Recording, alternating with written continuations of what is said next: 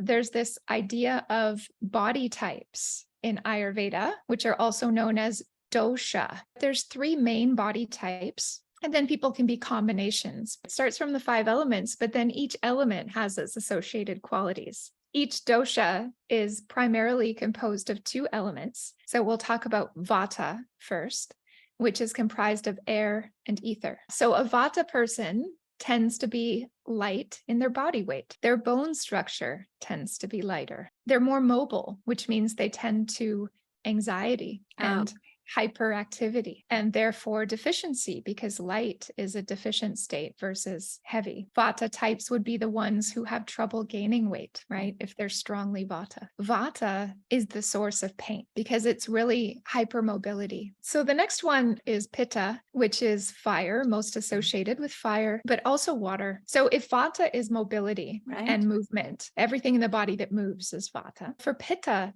it's about transformation. It's about the chemical and enzymatic reactions that take place in the body. It's about awareness and intelligence and comprehension of ideas and thoughts. It's everything about transformation and awareness.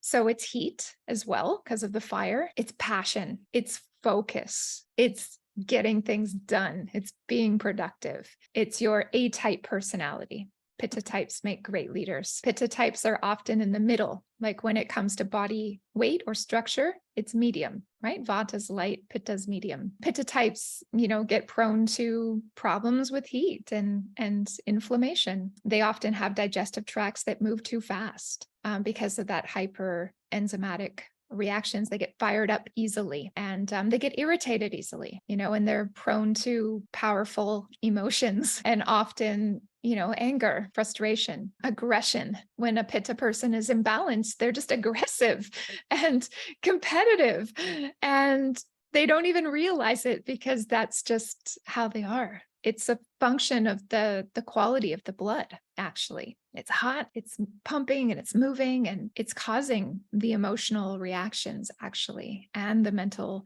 thinking. Okay. So that brings us to the idea of there being a spectrum of these qualities, right? There's very hot, there's kind of hot, there's a little hot, there's neutral, there's a little cool, there's quite cold, and there's very cold. Kapha is definitely on the cool side because Kapha is the energy of lubrication and stability. So all the mucus and the water in the body, and we need mucus. It's lubricating all of our channels and protecting them from that strong acidic kind of Pitta stuff. So Kapha is protecting us. That the mucus is lining our stomach where all those powerful hydrochloric acids are, and protecting the stomach from self-digesting, essentially. And it's lining our respiratory tract. It's lining the entire digestive tract. It lines all of our organs. The end product of excellent digestion in Ayurveda is ojas.